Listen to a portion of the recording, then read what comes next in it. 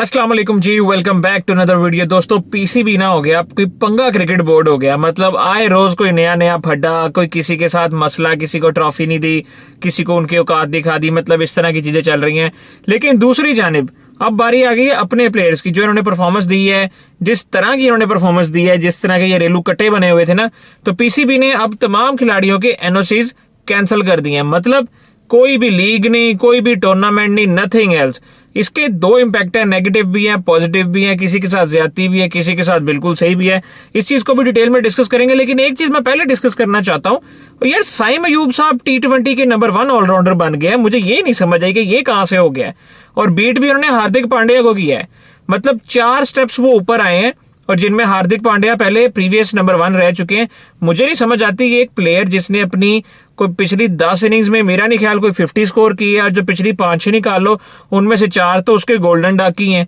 तो इस तरह का बंदा बॉलिंग रैंकिंग में तो ऊपर आता नजर आ जाता है, ऑलराउंडर की रैंकिंग्स में कहां से नंबर 1 बन गया, मेरी समझ से बाहर है। लेकिन खैर, आईसीसी की लेटेस्ट T20 रैंकिंग्स आई हैं जिनकी ऑलराउंडर की लिस्ट में साइम अयूब साहब नंबर 1 पे आ गए। तो मुबारक हो आप लोगों को। वो तो शेर बन जाएगा कि लो जी, मैं तो नंबर 1 ऑलराउंडर बन गया हूं। हालांकि परफॉर्मेंस उसकी एक टगे की भी नहीं थी। बॉलिंग के अंदर जो उसकी परफॉर्मेंस थी वो हमें रिक्वायर नहीं थी, उसकी बैटिंग रिक्वायर थी, उसको बॉलिंग करवाने की जरूरत ही नहीं थी पड़नी।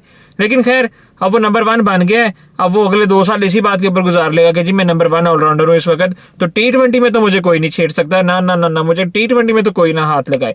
बात करते हैं एनओसीज की, जो पाकिस्तान ने रिसेंटली परफॉर्मेंस दी है एशिया कप के अंदर। उसके बाद डेफिनेटली कोई ना कोई इंपैक्ट तो निकल के आना था सामने। तो पीसीबी ने एनओसीज सभी प्लेयर्स के कैंसिल कर दिए हैं। अब यहां पर एक बड़ा मसला निकल के आ जाता है उन प्लेयर्स के लिए जिनके पास सेंट्रल कॉन्ट्रैक्ट नहीं है।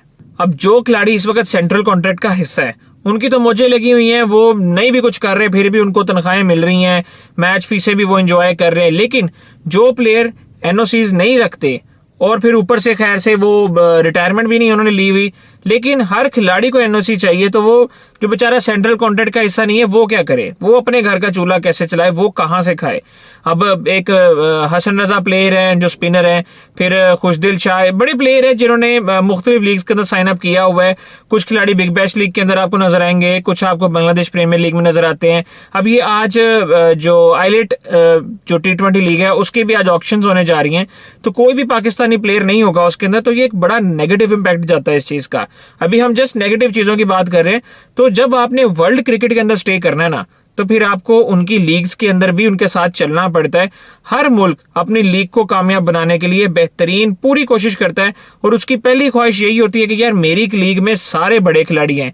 पाकिस्तान सुपर लीग की बात कर लें, जहां पर हम रिटायर खिलाड़ियों को जमा करके तो बड़ा धूम धड़का मचा रहे होते हैं कि जी हमारी लीग में वो भी आ गया, वो भी आ गया। वो जो खिलाड़ी रिटायरमेंट दे देता है वो हमारी लीग के लिए फिर अवेलेबल हो जाता है। तो अगर आपने इसको एक नेक्स्ट लेवल के ऊपर जाना है और करंट प्लेयर्स आपको अपनी लीग में चाहिए, तो डेफिनेटली आपको भी अपने लड़के दूसरे मुल्कों में भेजने पड़ेंगे। अब जैसे कि हमारे पीसीबी की बात कर ली जाए, तो इसके अंदर शहीन शाह अफरीदी आ जाते हैं, बाबर आजम आ जाते हैं, मोहम्मद रिजवान आ जाते हैं। ये वो नाम है जिसको BBL यानी कि बिग बैश लीग ने बहुत ज्यादा प्रमोट किया है अपनी आने वाली लीग के लिए। जो अब इनका सीजन आ रहा है, सपोज उसके अंदर ये तीनों खिलाड़ी अगर नहीं खेलते, तो इसका क्या इंपैक्ट जाएगा? सबसे ज्यादा प्लेयर्स ऑस्ट्रेलिया के हैं जो पूरी दुनिया में लीग्स खेलते हैं, और अगर ऑस्ट्रेलिया के ही करंट प्लेयर्स नहीं आएंगे तो माजर के साथ आपका तो वो चार्म ही खत्म हो जाएगा लीग का। क्योंकि आपकी लीग में फॉरेनर्स नहीं होंगे जब तक, और स्पेशली करंट प्लेयर्स नहीं होंगे, कोई भी आपकी लीग नहीं देखेगा। तो अगर आप इनके ऊपर एनओसीज का इशू लगा के बैठ जाएंगे और खिलाड़ियों को नहीं जाने देंगे, तो डेफिनेटली दूसरे बोर्ड्स के रद्द अमल के लिए भी फिर आप अपने आप को तैयार रखें, क्योंकि वो भी इस तरह की कोई ना कोई हरकत फिर कर सकते हैं। हो सकता है वो स्पेसिफिकली पीसीबी को ही बैन कर दें कि जी आप लोग पाकिस्तान क्रिकेट बोर्ड के रिलेटिंग कोई भी इवेंट नहीं खेल सकते, जिसका एक ही इवेंट है, वो है PSL। खैर, ये तो इनका हो गया ना नेगेटिव इंपैक्ट। कुछ पॉजिटिव चीजें भी हैं। अब जिन खिलाड़ियों को पीसीबी सेंट्रल कॉन्ट्रैक्ट दे रहा है, तो पीसीबी का पूरा इख्तियार है, पूरा हक है, उनको जैसे मर्जी यूटिलाइज करे, उनको जैसे मर्जी अवेलेबल और अनअवेलेबल करे। ये लोग पूरी दुनिया में लीग्स खेलते हैं, 8-8, 10-10 लीगें पकड़ी होती हैं इन्होंने। और जब हमारी नेशनल ड्यूटी की बारी आती है, वो जी किसी के फ्रैक्चर्स हो गए, किसी की क्रैम्प्स पड़ गए, किसी के कुछ हो गया, हर खिलाड़ी जो हमें मेनली रिक्वायर होता है वो मेगा इवेंट के अंदर इंजर्ड होकर बैठा होता है। तो जो एनओसी रोका है, अगर इसको रोकी रखते हैं तो इस चीज से ये जरूर हमें फायदा होगा कि सेंट्रल कॉन्ट्रैक्ट वाले जो प्लेयर्स है ना, वो स्पेशली हमें जब जब जरूरत होगी, हमें फिट रिक्वायर होंगे, तो वो हमें फिट मिलेंगे भी। ऐसा नहीं होगा कि यार वो लीग्स खेल के आए हैं तो वो थके हुए हैं, अब उनको रेस्ट चाहिए था, लेकिन हमने फोर्सफुली किसी सीरीज के अंदर ऐड कर लिया तो अब जी वो इंजर्ड है। हर मेगा इवेंट के अंदर जब हम एक डू और डाई सिचुएशन में पहुंचे होते हैं, हमारा मेन खिलाड़ी इंजर्ड हो जाता है और वहां से हम बाहर आ जाते हैं। इसकी बहुत सारी एग्जांपल्स हैं। शाहीन शाह अफरीदी की एग्जांपल तो आज तक सबको याद होगी।